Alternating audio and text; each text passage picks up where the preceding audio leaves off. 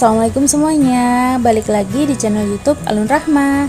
Oke, untuk kesempatan hari ini aku mau sharing tentang bagaimana cara aku mengelola keuangan rumah tangga untuk bulan Juli 2021. Kalian jangan lupa tonton terus videonya karena nanti di akhir akan aku kasih tips cara pencatatan pengeluaran yang praktis, anti ribet, dan juga cara menabung ala ibu rumah tangga. Oke, sebelumnya aku mau jelasin dulu. Di sini metode yang aku gunakan bukan metode prosentase, tapi metode yang berfokus pada pengeluaran bulanan yang tetap. Jadi kalau penghasilan kita bertambah, yang akan bertambah jumlahnya adalah nilai tabungannya. Oke, yang pertama ini aku tulis dulu semua pemasukan keluarga, termasuk pemasukan suami dan juga pemasukan istri. Karena di sini aku pemasukannya nggak bulanan, jadi di sini juga aku rinci pemasukanku setiap minggunya itu dapat berapa. Jadi seminggu sekali tuh aku rekap.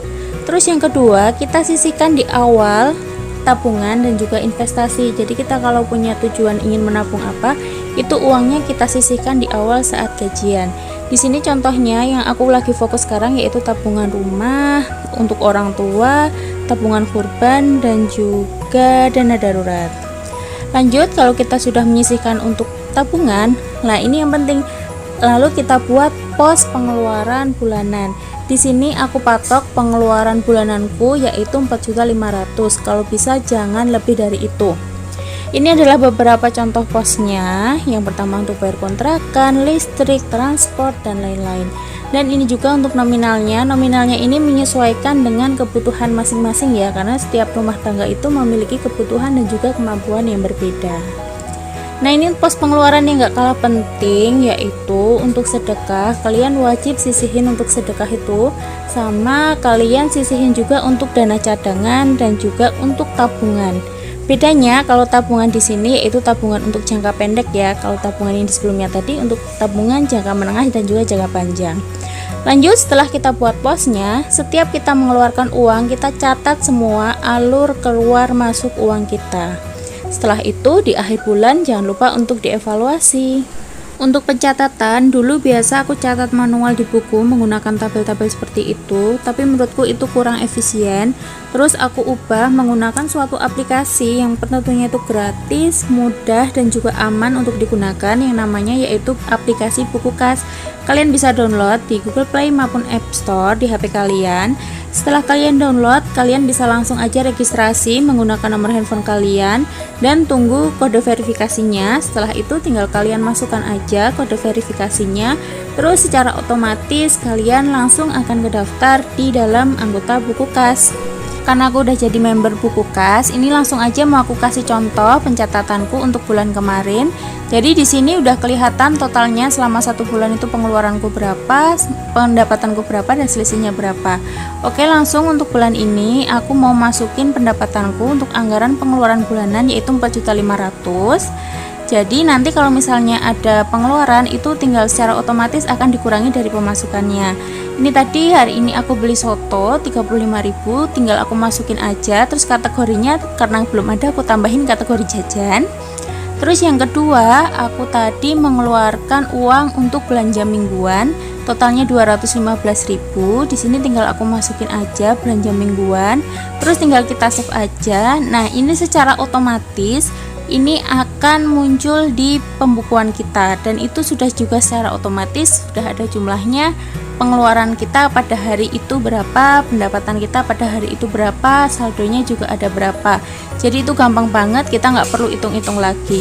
Terus kalian juga bisa cek di sini tren pengeluarannya per bulan atau per minggu atau per hari, tren pemasukannya bagaimana, itu udah lengkap banget ada di aplikasi Bukukas ini.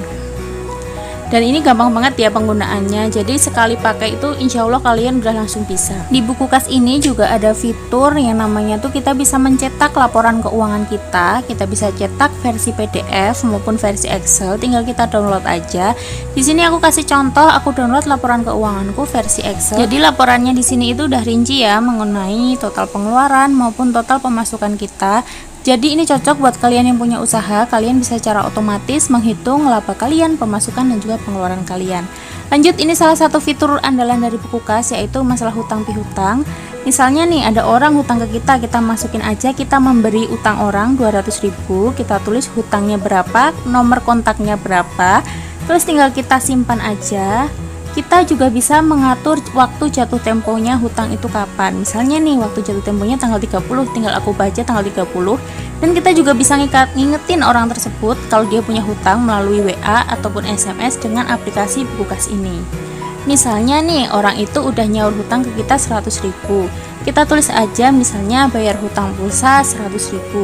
Ini nanti secara otomatis di transaksi hutang piutang kita, hutang orang tersebut ke kita tinggal 100.000 aja. Dan perlu kalian tahu, kita juga bisa membayar hutang atau transfer atau tarik tunai itu melalui fitur buku kas pay. Jadi kita nggak perlu ketemu orangnya langsung bayar cash, kita bisa bayar via buku kas pay ini. Lanjut, ini juga ada salah satu fitur yang memudahkan banget emak-emak seperti kita kalau pengen punya kartu nama tanpa ribet. Kita tinggal pakai aja aplikasi ini, kita masukkan data diri kita, alamat, nama, terus nomor handphone, email, dan lain-lain, nanti akan muncul seperti ini. Ini tinggal kita download aja atau langsung bisa kita share melalui WhatsApp, Instagram, ataupun aplikasi yang lainnya. Nah, ini beberapa fitur lain dari buku kas. Jadi itu banyak fiturnya, bisa kalian lihat-lihat lebih lanjut.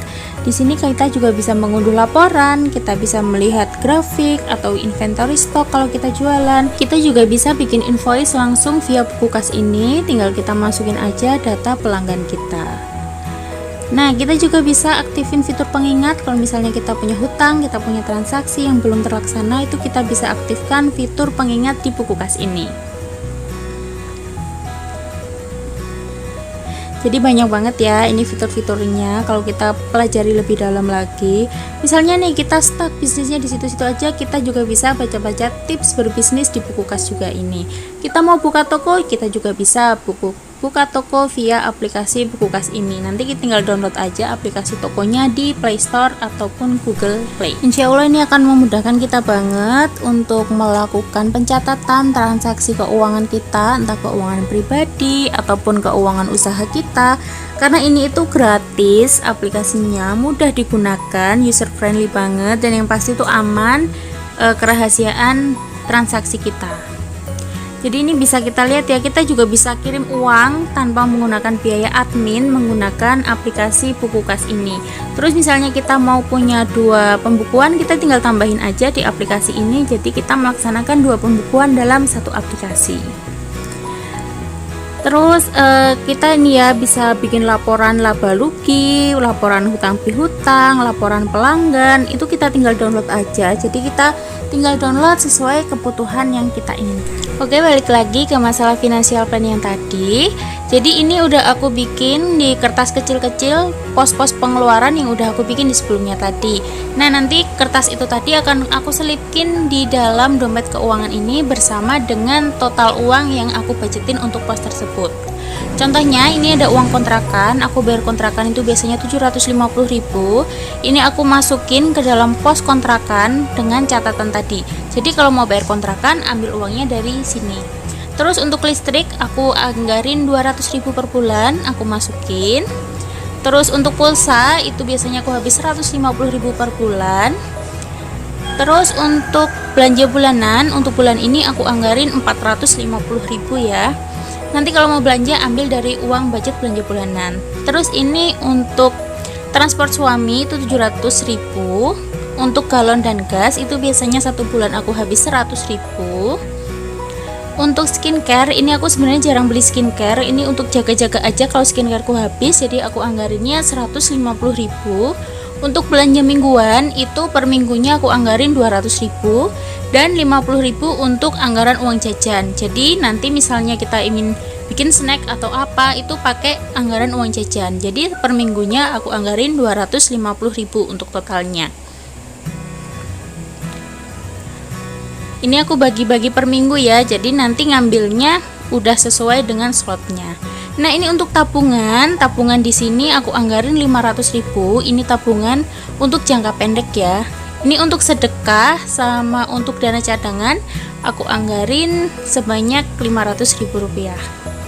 Nah, ini tadi udah aku masukin uangnya sesuai dengan pos-posnya. Untuk transport suami ini udah aku pasrahin semuanya ke suami. Jadi untuk pengeluarannya tidak aku tulis ke dalam buku pengeluaran secara rinci ya.